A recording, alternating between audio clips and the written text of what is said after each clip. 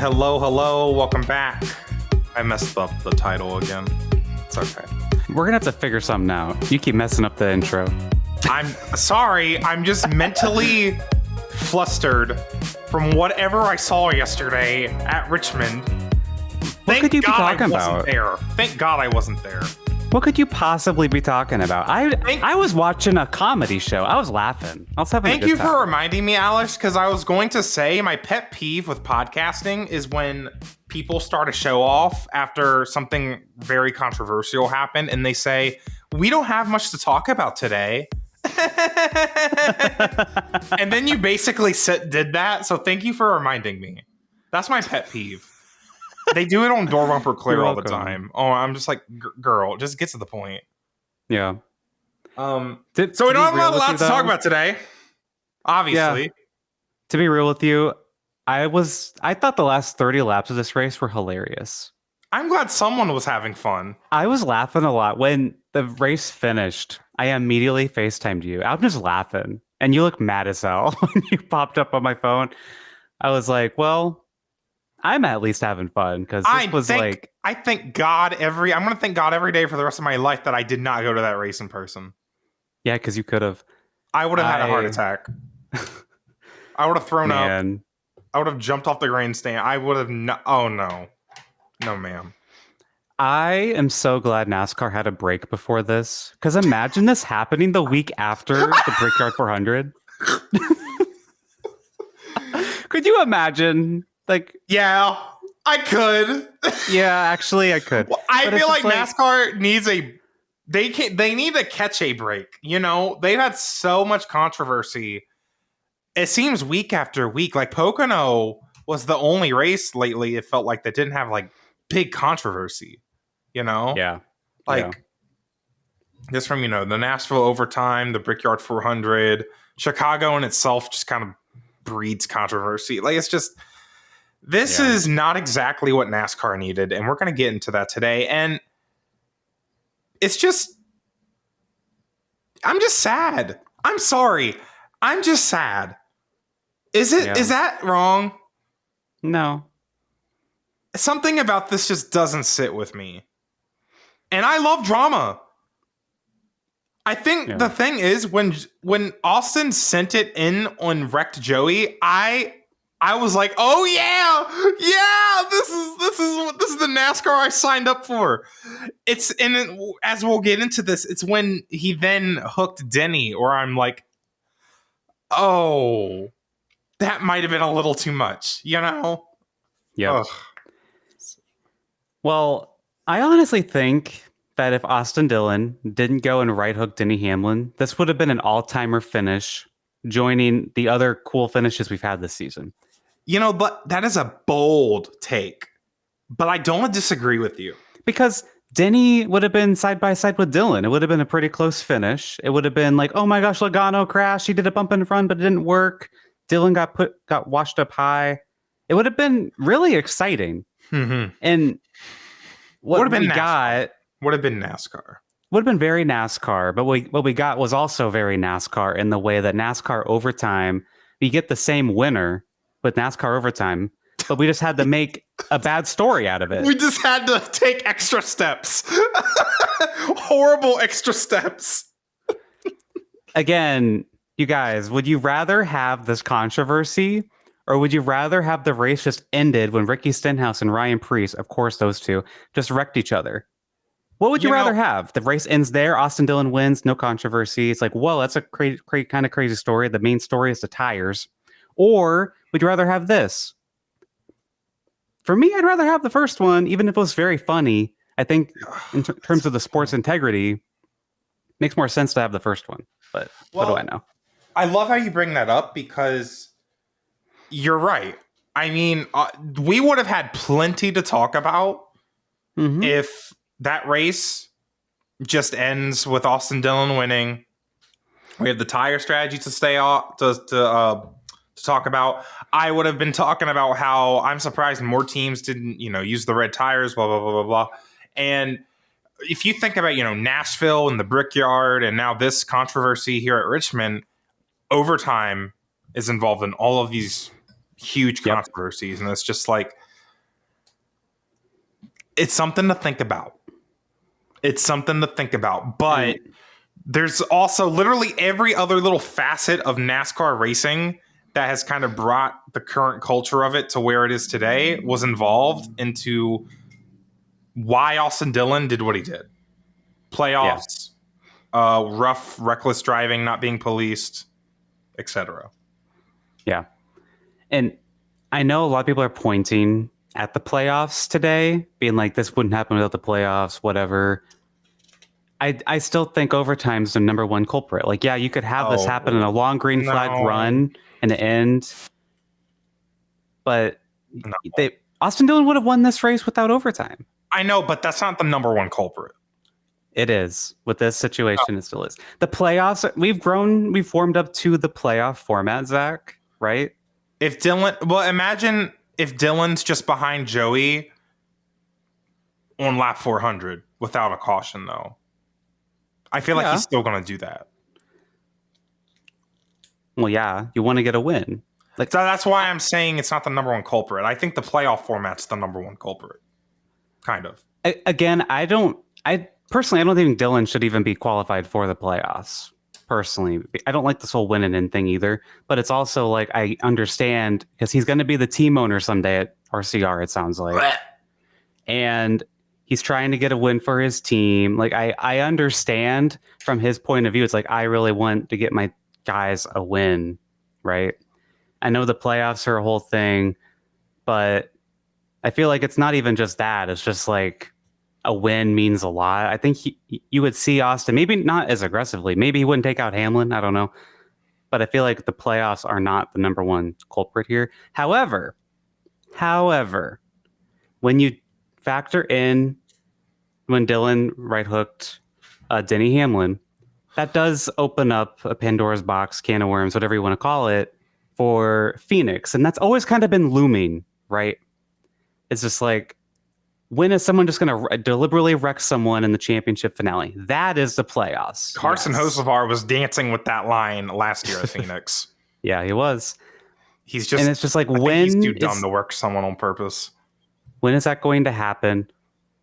And in my opinion, if NASCAR doesn't do anything, it's going to happen in 3 months. If NASCAR doesn't do something to Austin Dillon after the Denny Hamlin incident, I'm fine with the Logano stuff. I think that was fine, by the way.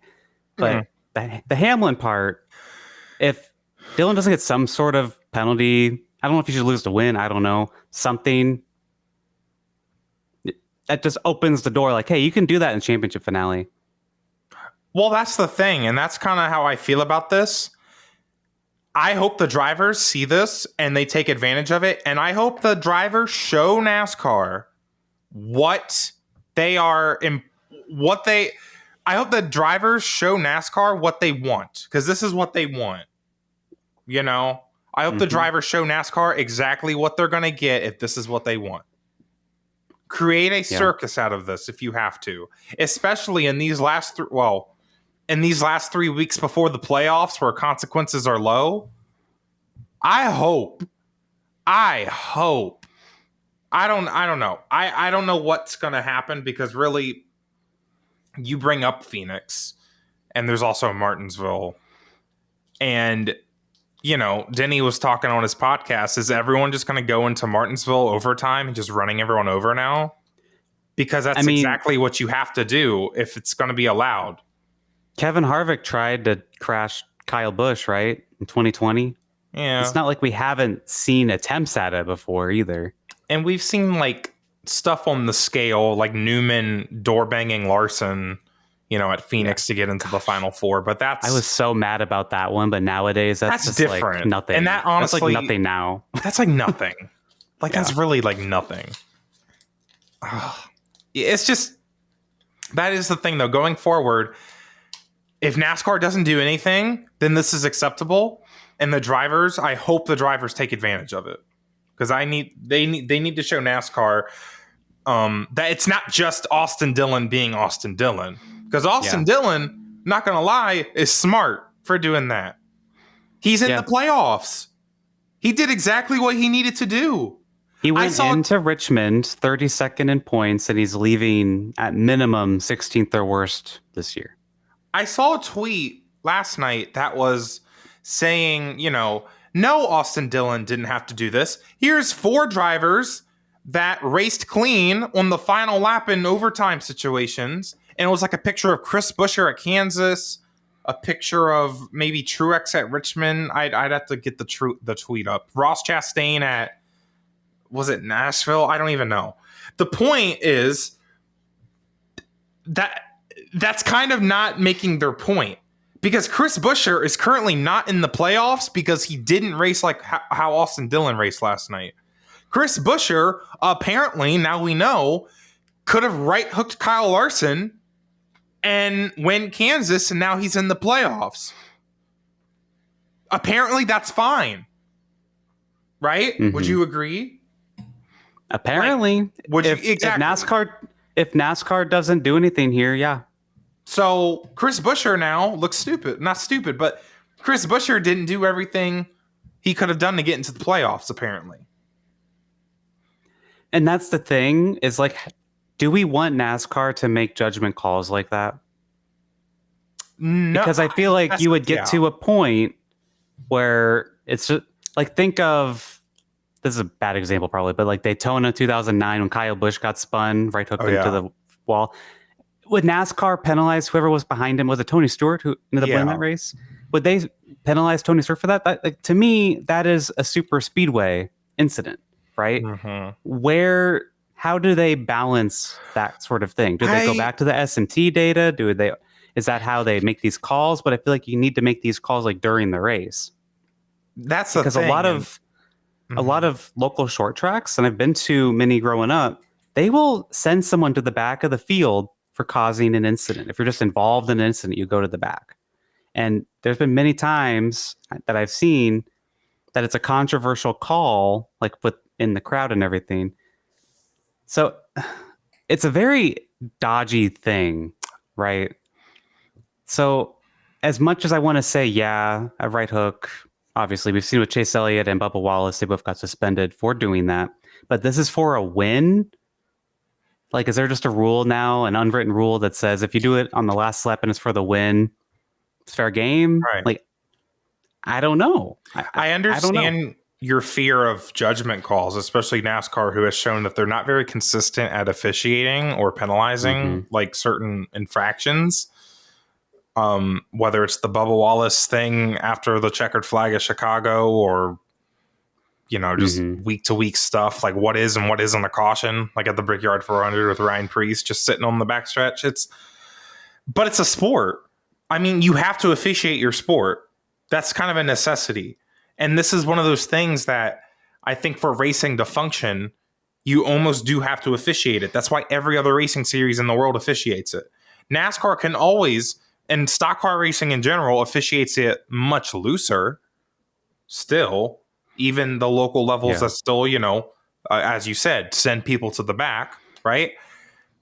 There's a way for NASCAR to not live on, this side of the spectrum, in my opinion. Or at least there's got to be a way. Because I don't think we should see races decided by who's better at wrecking their competitors. Because that's not the meta. That's not the primary strategy that we want to see. That's not good racing. That's eventually not going to be fun to watch. It's a coworker, someone I work with, who might be listening now because he knows about this. And he mentioned to me that he loved what Austin Dillon did. He doesn't normally watch NASCAR, but he brought it up to me this morning. He was like, he said he loved what Austin Dillon did. And I get why he would think that. It's kind of like when you see a kid do something really stupid in the store, like the grocery store, and you find it really funny. Just as a bystander, you think it's really funny. But imagine if that was your kid. Imagine if this was your favorite sport and that's acceptable. Seeing that being acceptable, right? So I get why someone might think that this is, it's NASCAR. This is cool, but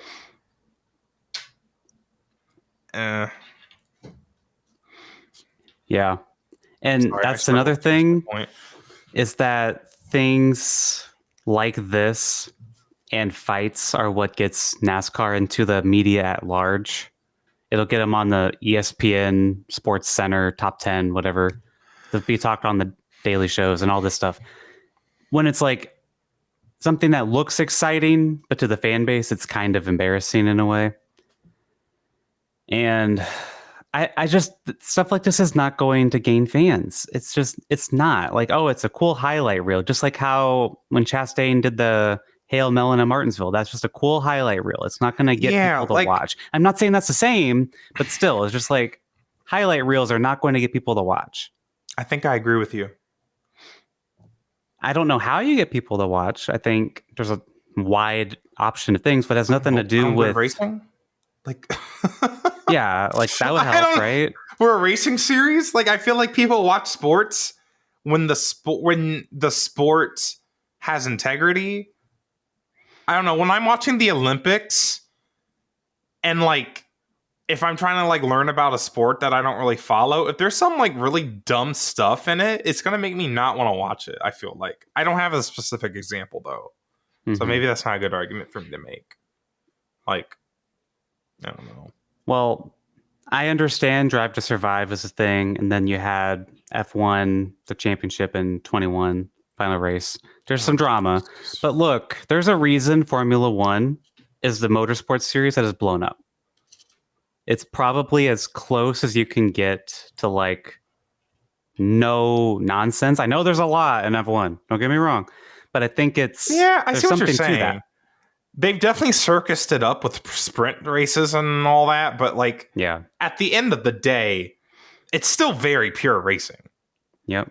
Because, you know, Lewis Hamilton, well, I can't even say that. George Russell won and then he didn't win. And then Lewis Hamilton won the, Hungary, the last race. He got disqualified. So maybe that's not a good example. But like, you know, someone can win the race and it doesn't, most of the time it feels fine. I don't know. Yeah. It is still racing though. Weird stuff happens with wrecks. So yeah. Well, maybe that's not. I want to talk about Logano and Hamlin, what they said about Austin Dillon. They had a lot to say. Denny Hamlin did a whole podcast about it. If you want to check that out, I'll tell you what. I have not listened yet. But. Well, Joey goes on Sirius XM every Tuesday or Wednesday or something. Oh, you're right. Girl. Joey's gonna have some tea. I just want to say, Joe, I'm so proud of Joey Logano. Yeah, and I want to get into that. Yes, but I want to say, Denny, there's like a 7-minute video of him just ranting after the race. He had a lot to say. One of my favorite. There's a lot of quotes to pull from, but one of them that he said was, quote, "It's been a long time since rules have been forced," end quote. Then he says, quote, "I don't fault him because his season is saved. It is so worth it from his standpoint." And that's end quote. And it's true. It really is true. And I definitely want to listen to his pod and just see what he has to say in more in depth. And then Joey Logano, as you said, I want to give Slay of the Week to Joey Logano because even when he came in the series as a little teenager in 2008, he has always stood up for himself. That's true. Because he is so true to himself. He would stand up to himself against big old Ryan Newman. And he's like this little skinny guy. He wasn't scared of Ryan Newman at all. He was ready to get his ass beat. For the longest time, Joey Logano was the guy, the villain. He was just the guy who was always pulling these kind of moves. You'd be like, oh my gosh, Logano, he wrecked someone again. Now he's on the other end of it, right?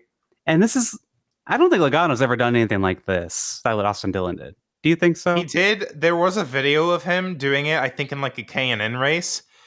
Okay. I saw it on Twitter, but then Logano got his win taken away. Logano got his win taken away for wrecking someone on the last lap for the win. What a concept. Yeah.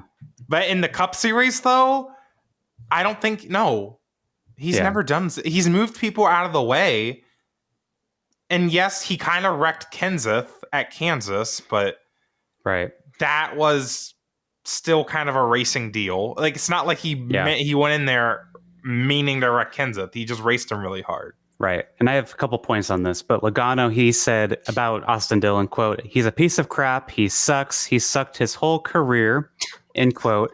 And I posted on Twitter asking Bleacher Report to make a graphic with one of their quotes because they're so memeable. It's amazing. They have a bunch of basketball, NBA quotes. I'll be there no matter what.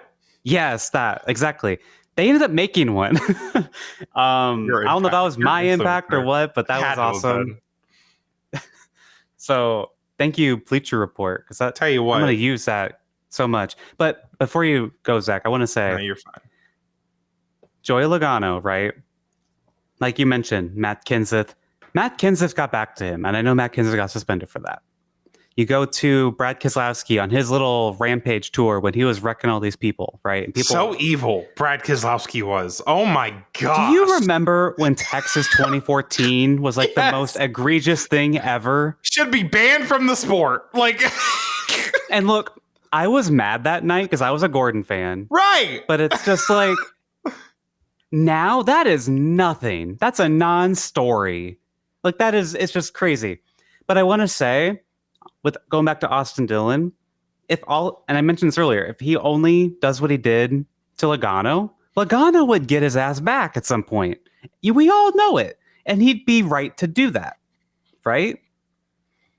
And Logano, he would do that, and I think he did it knowing that people would potentially get him back at some point, right? I mean, but he doesn't when care he about bump and ran. Right. Well, and then when he bump and ran Truex and Martinsville to make the championship for that one year, like Logano has done this kind of thing before. But my thing is, Austin Dillon took it too far with the Hamlin part, and that is what separates this from anything that a Keselowski or a Logano has done. Yeah, I would honestly say this is up there with Carl Edwards taking out Keselowski at Gateway. I think so. Or Atlanta. Like, it's like that level. Carl Edwards has done this more than Logano or Keselowski. But yeah, why the hell do we like Carl Edwards so much? He was evil. That bro was a terrorist. Like, Edwards right-hooked people at least twice. But anyway. Yeah. I'm surprised he didn't kill anybody. Jesus. But he was trying to. But yeah, I'm very curious what NASCAR ends up doing. Nothing. Probably nothing. I actually don't think they're going to do anything that breaks my heart. I bet they're going to give Logano a fine because apparently he did like a little burnout. That would be funny. In the 3 pit. Like, yes. Is that dangerous? Yeah, that's really dangerous. And, however. And by the way, there's a video of this burnout and someone is holding like a baby on pit road. Why are you holding a baby in pit road? The track's still hot. The race just finished. Straight people are so weird. I don't understand. And then I'm sorry. Speak of babies, giving Austin Dillon a baby in his Victory Lane interview. So Joey Logano wouldn't beat his ass with the baby. That was a choice because Logano and Denny, they're so heated up, they could have ran out there not knowing there was a baby and started punching him. They should have. That baby could grow up and wreck Joey 20 years from now. That baby could be a terrorist on the track. He could be wrecking Ricky Stenhouse III in 20 years. We're not safe. No. This is all jokes, by the way. Just we joke in here. We joke. We are joking. I want that baby to be safe, not on pit road. Or on the track when being held by the enemy number 1. But I feel like that was not a good idea. Is that baby even safe from its own father? Like, oh man. Something else I want to mention before we get into the playoffs. Richard Childress weirdly kept denying in the media center that his team was saying on the radio to Austin Dillon that he should try wrecking them. I don't know if it was about Hamlin or Logano or both. I think it might have been Logano. I don't know. But sounds like he got some media training from his friend DT. Yes, exactly. And I ain't talking about drive-through. Not drive-through. Not drive-through. I'm not talking about that DT. He said, oh yeah, let me lie. Let me just lie. Well, his friend loves to lie, that's for sure. Yeah, that's why he learned something. Well, it's funny because his friend at that rally that Richard Childress was at said that, yeah, Richard Childress, he wins all the time. He wins all the time. Yeah. He's won every race in the month of August. But there's this great video of our good friend Matt Weaver showing Richard Childress the video of what happened. And Childress apparently says, like, well, you can't trust what's on the internet these days, alluding I was to possibly... I would never say that. But he's like alluding to it being like AI or something. It was crazy. I would never say that. I need to go to a mental hospital. I can't. I hate NASCAR. Why do we have stupid people running race teams? I just wanted to mention that because I just thought it was funny. God bless Dale Earnhardt. He carried Richard Childress to any amount of respect that he ever had. And by the way... And Kevin Harvick. How does Kyle Busch feel? This is one of Kyle Busch's best tracks. I believe he's the active driver, has the most wins of all active drivers at Richmond. And then his teammate goes out and wins this race. And again, he would have won if overtime didn't happen. So poor Kyle Busch. Wait a minute. Yeah. Kyle Busch wrecking Dale Jr. in 2008 is now not the worst thing to happen at Richmond Raceway. You're right, actually. It's true. Oh my God. I'm ready to move on from it now. I feel great. Yeah. That's great. So let's move on to the playoff grid. Oh. And it's sure it got shaken up here. Oh yeah. Like, how the hell did Austin Dillon get up here? Like, what are we doing? There are now only 3 spots remaining, assuming NASCAR doesn't take the 3 cars win away, or Jeff Gordon doesn't get added to the playoffs, or whatever else happens a post-Richmond event. But Martin Truex, he had a DNF. He finished last after an engine issue. Failure. Yeah. He's only plus 78 now. And hey, that's a Martin Truex reference. That's a reference, yes. This is the year. What's crazy? So now Buescher and Chastain are on the outside looking in, where, you know, before Chicago, I believe they're above that cut line. I think. Yeah. And a shout out to Bubba Wallace, who has been climbing up the standings with the cutoff line. He's always on the bubble, but that cutoff line has been moving up. Obviously, it's only 3 points, but Bubba's been having to hit me. I think he finished 5th yesterday or something. So he's been running really good. So good to see. For sure. And Ty Gibbs, again, I feel like he's just kind of disappeared since like April. He's only plus 19 now. I think a few weeks ago we would have said he was pretty solidly in, but now it's not looking too sure. They got to stay very focused.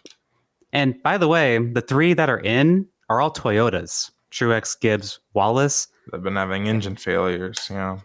If it comes down to Daytona here in a few weeks, I bet you the Toyotas are going to be lined up trying to get one of these 3 Toyotas to win that race.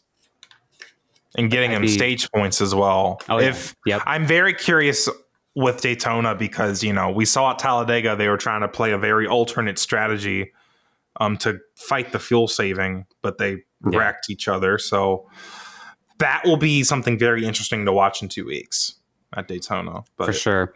But yeah, the cut line, Bubba Wallace plus 3, Buescher minus 3, Chastain's also minus 3. So crazy that Chris Buescher, I think he's roughly where he was a year ago, and then he went on to win Richmond and Michigan back-to-back. Yeah. And Chastain, of course, has been underwhelming. Yeah, well, heck, he won. Hey, he won Michigan. Dude, these next 3 races for Chris Buescher, he won Michigan last year, he won Daytona last year, and he almost won Darlington earlier this year. So he's got some good tracks coming up for him. But as I said earlier, he should have just wrecked Kyle Larson at Kansas. Apparently. Then he would be above the cut line. So I don't know. That's a skill issue, I guess. This is such a fraudulent playoffs, by the way. And it's really just the Austins and Daniel. Earlier, we were talking about the playoffs and everything, and I do think I don't like the whole top 30 rule being gone. That Dillon, I know he's like 27th or something now in points, maybe after getting the win, so that wouldn't matter now. They don't matter. I feel like it should be like top 25 or something, just to make it just be a little competitive. A little bit. At that point, why have the rule? That's my thing. Yeah. If you're going to have the rule, just let it be everybody. Because, I mean, at the end of the day, does it really matter if Chris Buescher or... I mean, it kind of makes it interesting. Because we know Chris Buescher and Ross Chastain can win races. So it makes it a little compelling. Not to change the format again. I mean, it's been 10 years since they've fully changed it. But what if they brought back the wild cards and the last 4 spots, 13th, 14th, 15th, 16th, were all wild cards and you had to win to get those? You bring back the wild card format. No? It's just... I feel like that'd be a little better, but... I don't think it would fix what you're trying to fix. I get it, but meh. What I want to say, though, these playoffs coming up, remember that we have Atlanta in the first round? Yeah. So it's a super speedway in the first round, and it's already a wild field of Daniel Suarez, Austin Cindric, Austin Dillon. Man, we could see a shock exit. We could see a huge shock exit in the first round. Don't count out Truex not making it in his final year. Well, I think he'll make it. I think he could... I don't see him winning, by the way. I still don't see him winning in these next 14 races. I think that boat has sailed. Huh. He's on the boat. I didn't even mean to make that pun. That just kind of accidentally happened. Yeah, this playoff's going to be very, very interesting. And I think Chevrolet is going to have to figure out Phoenix, because Richmond was not very impressive for them. But yeah, let's talk about the tires. Austin Dillon will be fine. Austin Dillon will be fine. He was genuinely fast last night, which we didn't even talk about at all, really. Yeah. Crazy. So I still don't think that 3 car is legal. They need to take that car to the R&D center. He passed tech inspection, Zach. NASCAR's obviously blind. So or drunk. Or gay, and they don't know anything about cars. Like I can relate to that. They let me inspect the car, and I was like, nah, that's fine. It's a car. It's a car. Looks legal to me. That's definitely a car. That's an engine. Those are tires. Yeah. I couldn't tell you much more. So let's go into the tires. They had option and prime tires. Oh, yeah. And I was expecting this to be a dud, but I think it actually made for a pretty decent Richmond race in comparison to what we've had with this car. Oh, yeah. I don't know if this is like jumping the gun too much here, but I think they should have this at Martinsville 1,000%. Because that race this year. I think, yeah. Okay. I know it's the race before the playoffs. Like, hell, do it at Phoenix, too. Like, I know it's the championship finale, but like...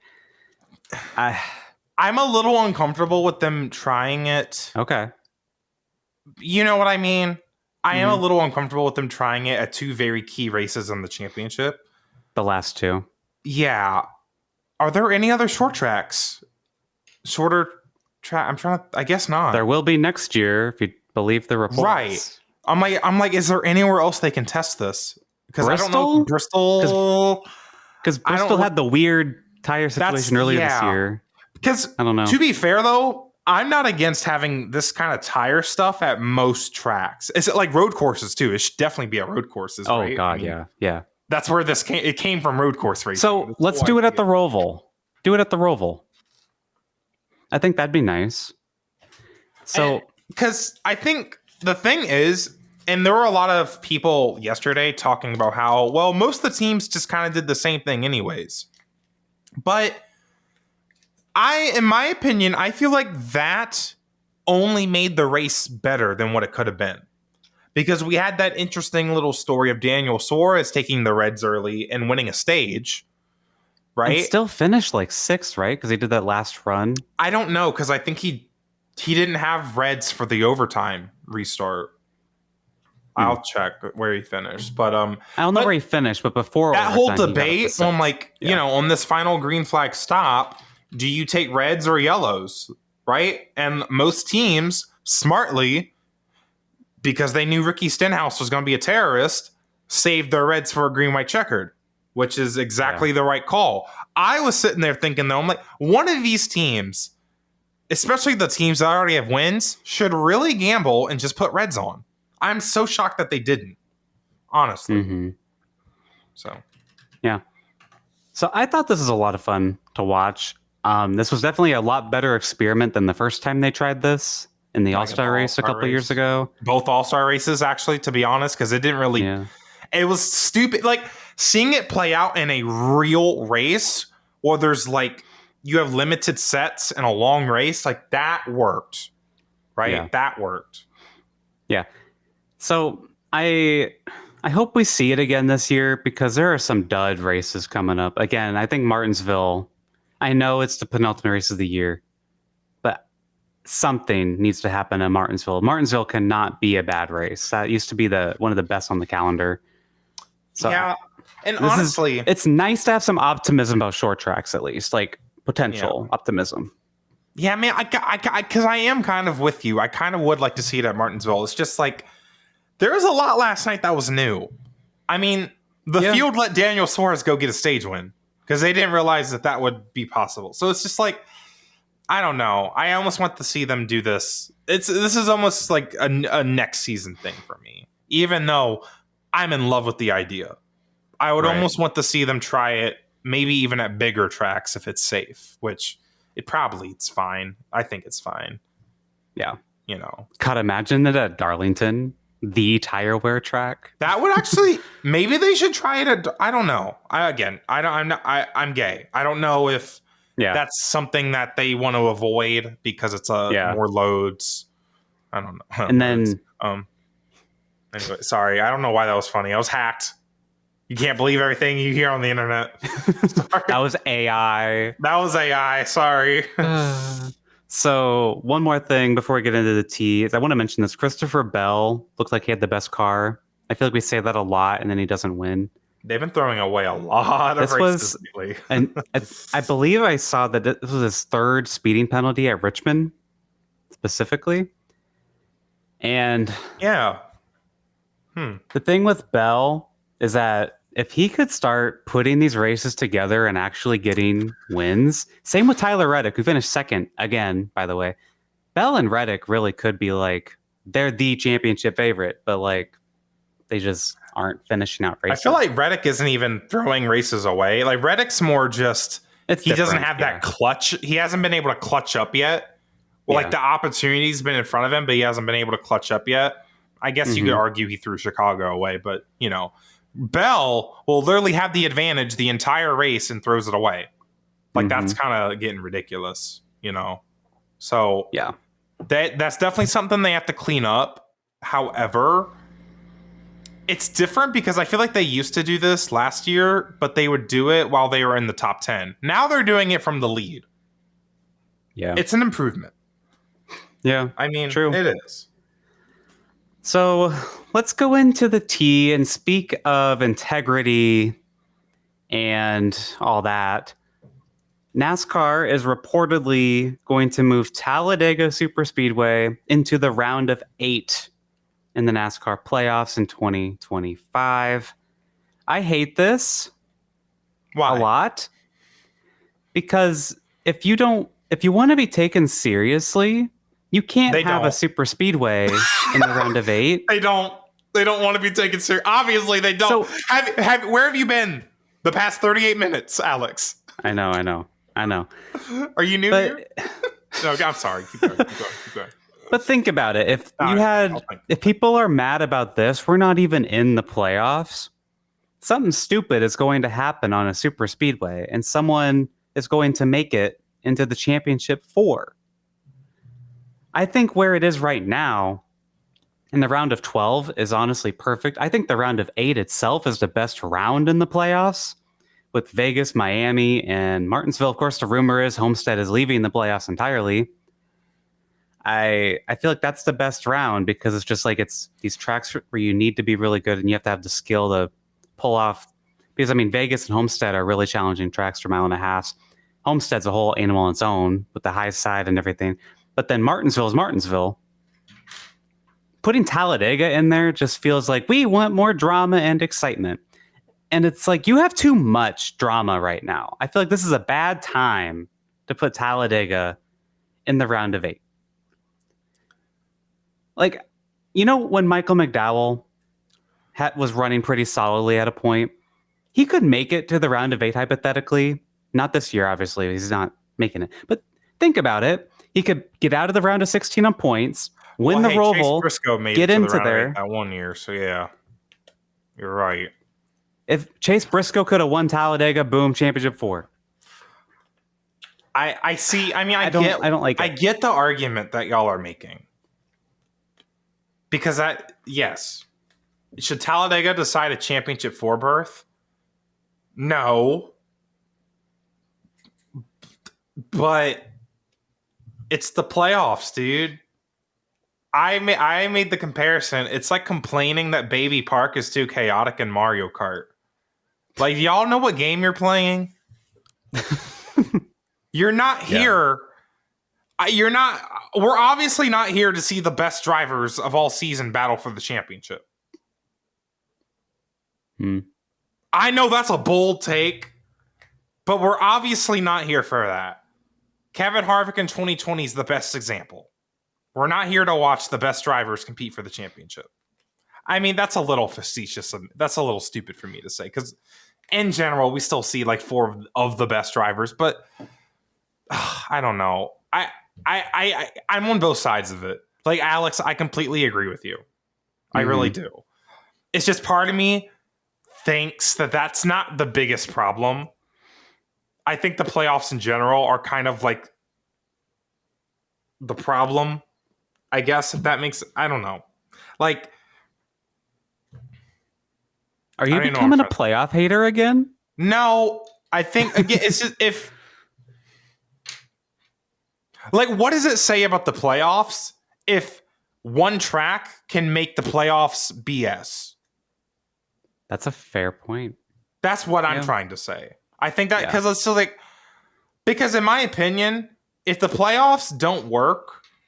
Like, I feel like the schedule could be in any kind of order and your championship format should be able to work. You know?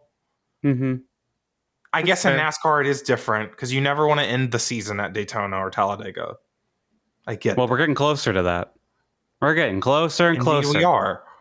So, I don't know. We will see. I mean, we'll see. And in addition to Talladega, I think we've talked about this before already, but New Hampshire and Gateway would also be going into the playoffs, replacing Watkins Glen and Atlanta. Darlington will be going back in. I think one of those two, Gateway and New Hampshire, be okay, but not both. Not with this current car, but we'll see. Anyway, Zach, are we ready to go to fantasy? I guess. You guess. Austin Dillon doesn't wreck my pick this week. I mean, you did still get a point. I had Denny Hamlin, by the way. Yes, you did. Yes, I did. Sorry, my bad. Should have picked Austin Dillon, I guess. How could I have not seen that coming? Jesus. All right. Let me pull up the page. Oh, here. I got to do that. So let's do NASCAR at Michigan first. If I want to get it up. Share. NASCAR at Michigan. Hopefully I can actually watch this year. Because it was a Monday race last year and I was working. Oh, yeah. It was Marty Monday. That's right. No, and then it got canceled. It was Chris. Yeah, Chris Buescher canceled it. Yeah, you didn't let me finish. I said Marty Monday was canceled. Well, you weren't finishing fast enough, so. Whoa! Well, I got hacked. You can't believe everything you see on the internet. Okay. Should that be the title? No, I'm kidding. Okay, I'm ready. I'm sorry. I wasn't even looking at my picture. I was too busy laughing at myself, as always. Wow. All right, you said you're ready? Yeah. All right, 3, 2, 1. I'm trying... Why is it not pasting? I swear I'm trying to paste. Okay, there we are. Okay. I'm trying to pick Denny Hamlin, and Alex is trying to pick Ryan Blaney. Ryan Blaney is a really good pick. Yep. Yeah, that's a good pick, Alex. I like that pick. I almost went with Denny. I almost went with Larson, but I'm like, I always pick that.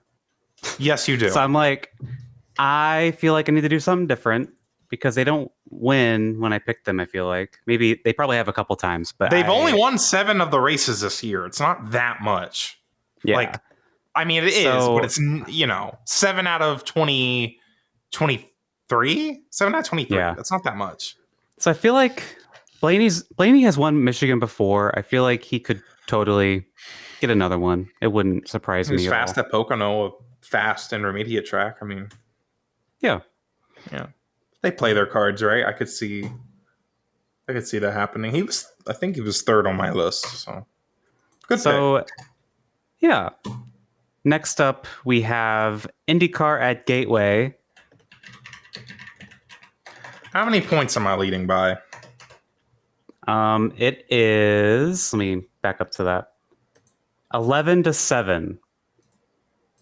11 So if I were to win, I would be 1 point behind.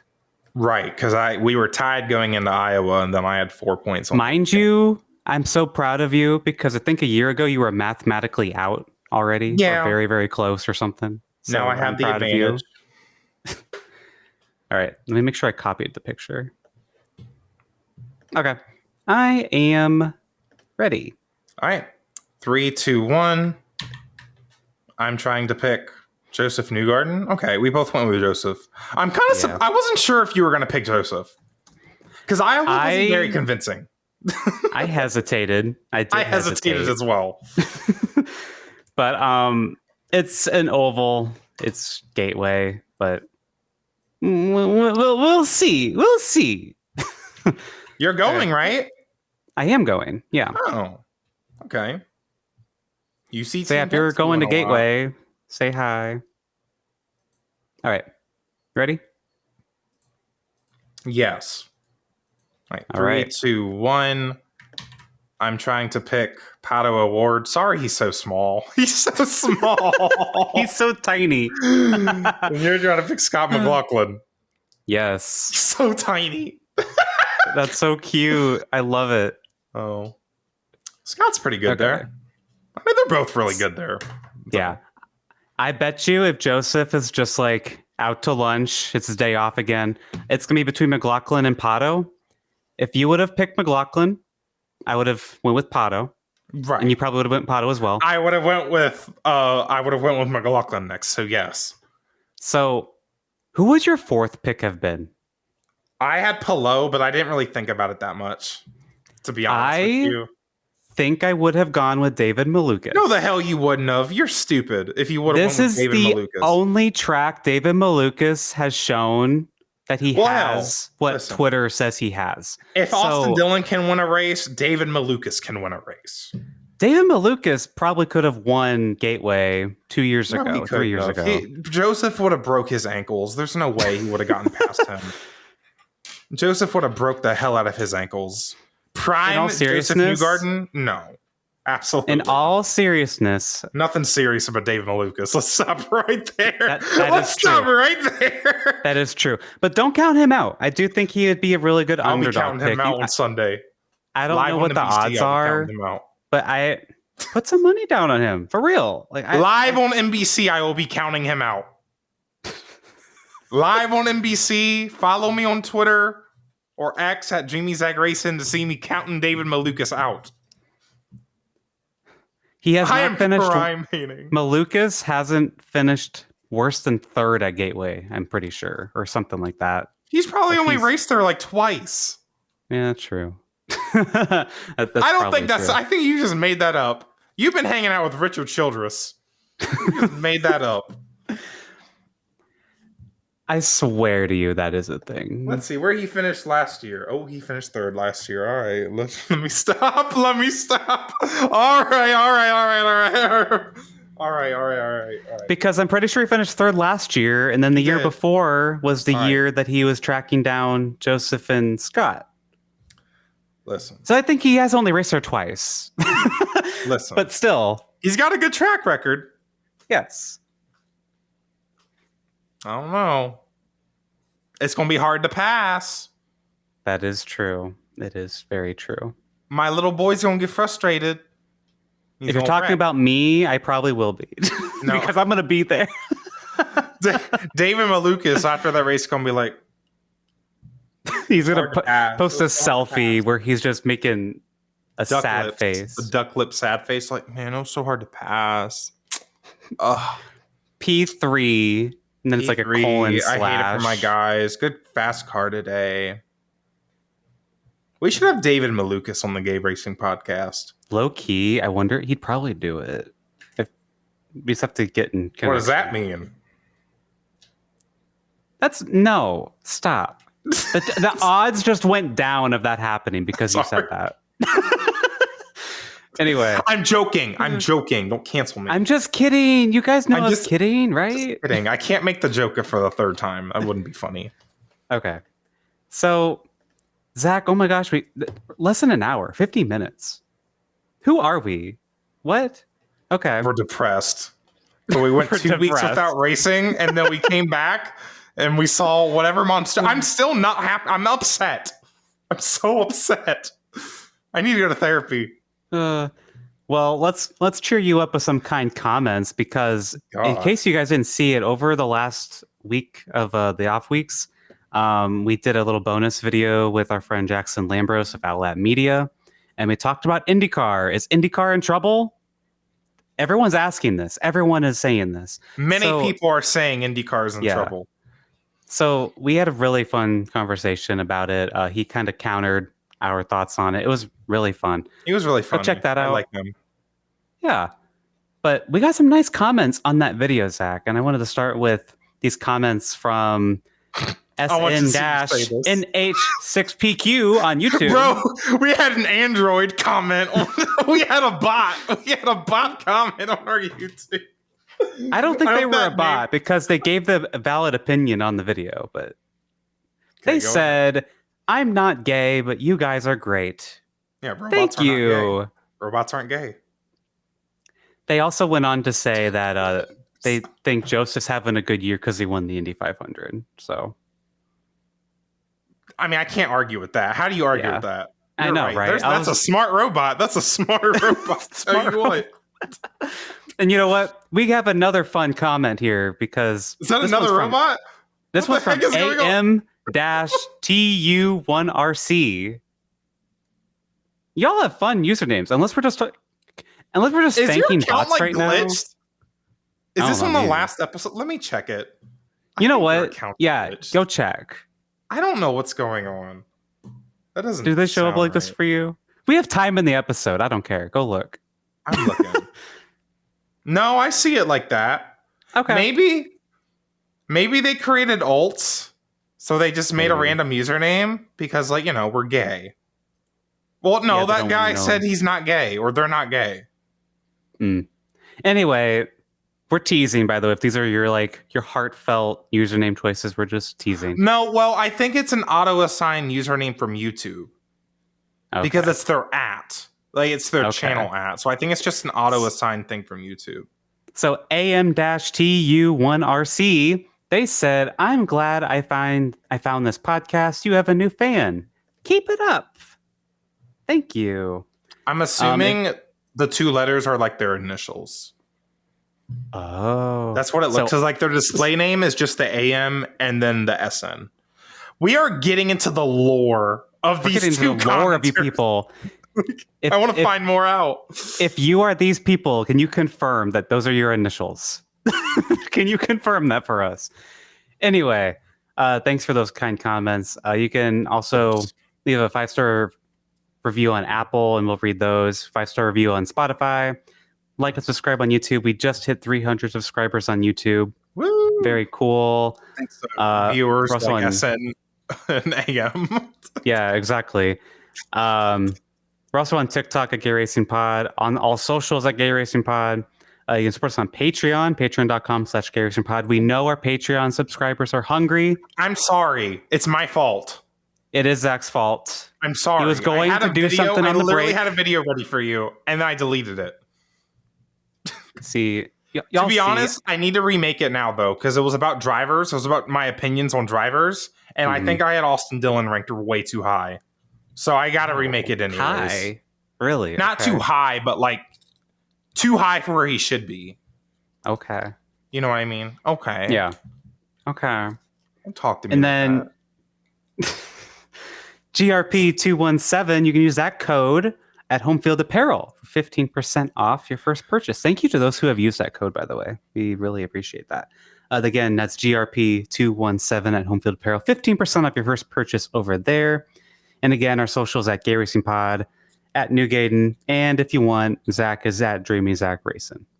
Yep. If you want. You don't have to. I've been using my Twitter. I've been so mad on my Twitter today. You haven't been on Twitter. I wasn't on there for like 2 weeks, and you're over there talking about the Olympics for 2 weeks. That's a lie. I don't count.